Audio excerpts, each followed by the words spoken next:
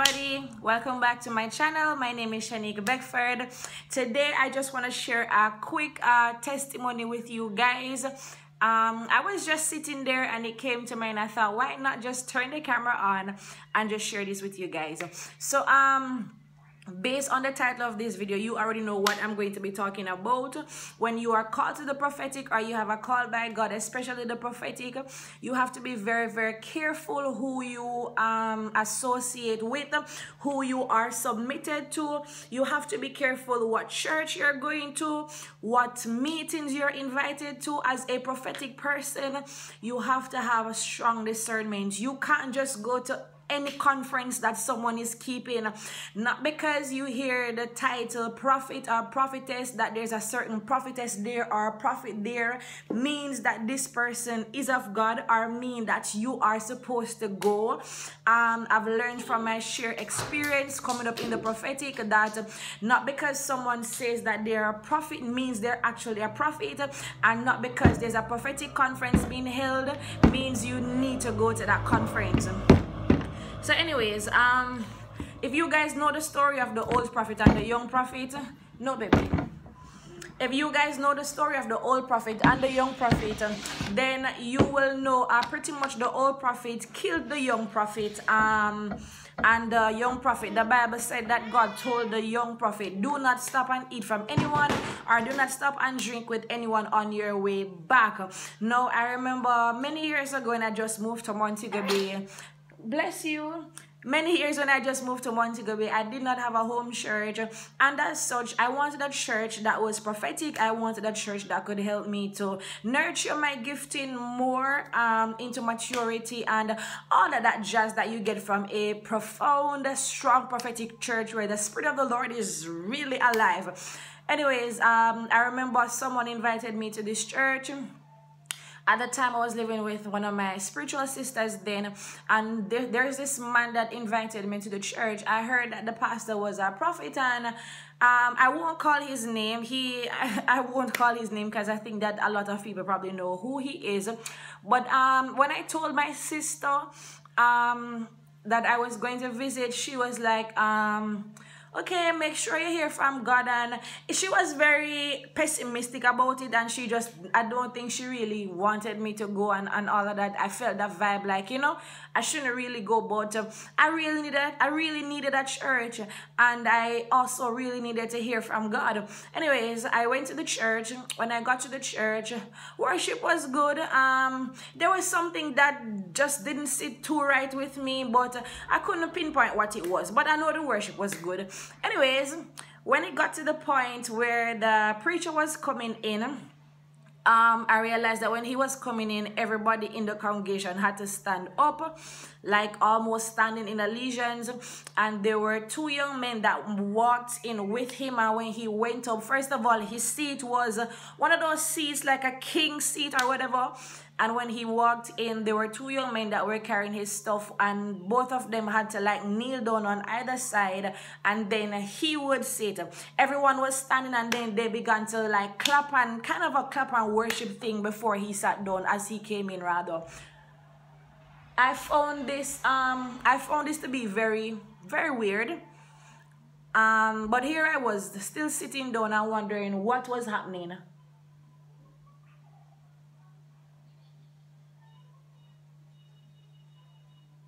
Okay, I get so creeped out when I feel like somebody. Okay, I get so creeped out when I feel like somebody's outside. Anyways, right, so with everything that took place, I was still sitting there, and you know, I didn't get that complete nudge like, okay, leave, or maybe I was not so alert to perhaps the Spirit of the Lord telling me that this is just not your scene. Anyways, Jahan, okay, so he sat, the entire service went by. I don't remember exactly what he preached about and all of that happened. That was not the whole point of it. No, at the end of him preaching, I remember that he started to prophesy to persons, and there was a long line of persons that he was prophesying to. All of it seemed to be pretty accurate, pretty to the point and not precise, which was fairly good enough, but there was still something. Anyways, I remember he called me out, and when he called me out, I was like, okay, he's gonna prophesy to me, but I was a bit scared, right? So anyways, he called me out. It was my time, except he told me to stand, kind of like almost stand at the side beside him or something like that. And while I was standing beside him, he was there prophesying to many other persons before he finally came to me. At that point, I was standing there and I was like, okay, it's getting extremely late, and I feel as though this man wants to prophesy something to me, but he's kind of feeling me out and trying to somehow like get information or something of that sort. So he didn't prophesy immediately as he called me. Anyways, when this man finally started to prophesy to me, first thing he said was, you want to put your shoe on? So the first thing he said was, excuse me, the first thing he said, one of the first thing he said was, okay, so you're called to be a prophet. And I'm like, yeah. And then go get the other one. He said, you're called to be a prophet. And I said, yes, that's what people say. Then he continued and he said, like he was saying that at the time, boy, this child is giving me so much trouble. At the time, if you have a toddler, you know what this is like. Plus, I keep hearing like someone is outside, which is very odd because there isn't. So at the time, I was sorting out some paper stuff for Canada, right? And so the first thing he said was, you're called to be a prophet. And I said, yes, that's what everyone says. That's what I believe God is saying. Then he said, someone in Canada is trying to there's someone trying to get you to come into Canada to do ministry. He said, if I went to Canada, that there would be a den of lions that would kill me if I go to Canada. When I heard that, the woman that I was working with in ministry, she was a sweetheart. She is a sweetheart. And that didn't connect with my spirit. Anyways, I still allowed him to just go ahead and speak. I was listening and I just allowed him to go ahead and speak. So then, but this is a different pair of shoes, baby. You want to wear two different pairs of shoes? So, give me a foot. So, after he said that if I go to Canada, den of lions are going to kill me, he proceeded and he said that I'm dating someone and it's not the will of God. I had a ring on my finger. The person didn't give it to me. Had a ring on my finger and he took it and threw it on his altar, on the altar at the church. By then, I was getting so pissed off in the spirit. Just when I was about to just walk out and go home, it's the wrong pair of shoes. Just when I was about to walk out and go home, this man said to me, okay, so you're called to be a prophet. And he began to analyze the whole situation. Then this man went ahead to say to me, if I continue claiming that I'm called to be a prophet and if I go into full-time ministry as he sees in the spirit, then I am going to go crazy. Because it's not the right shoe. You have to go and get the right pair of shoes. Go and get the other one like that one. Go and get it. Here. Go get the other shoes. This is not the right one. Go. Go get it. Here. Right. So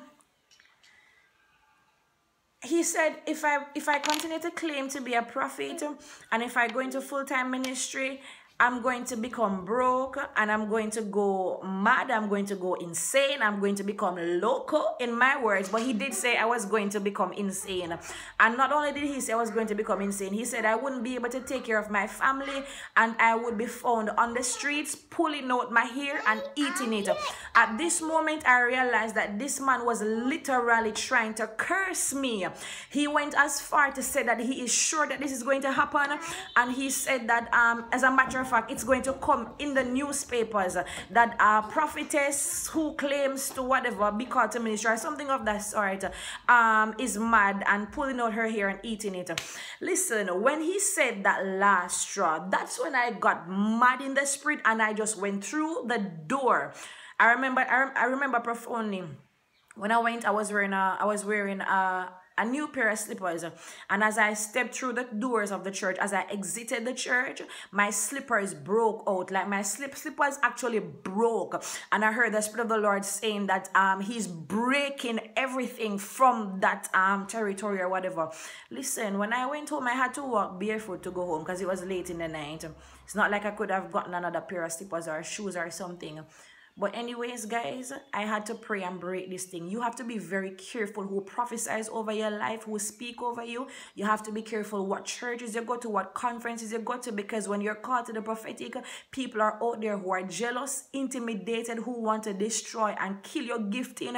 You have to protect your gifting by all means. So I had to break that curse from the pit of hell that I would go mad if I went into ministry. I'm doing ministry for many years, and I'm not mad and I'm not picking up my hair. You have to be careful of prophetic curses. When prophets don't get to use you and prophets don't get to have their way with you, or when you don't do exactly what they want, they will many of them who are accursed or in witchcraft or charm, they'll try to curse you. So I guess I'm just trying to share this to tell you guys, be very careful of where you go, who you associate with, who you submit to as leaders and all of that, because the world is not a nice place, and some of us who claim to be prophets were very messy. So I just wanted to share. Make sure you comment down below. Have you had any experience like this? Comment, share your experiences. Remember to like, subscribe, and thanks so much for watching. Bye.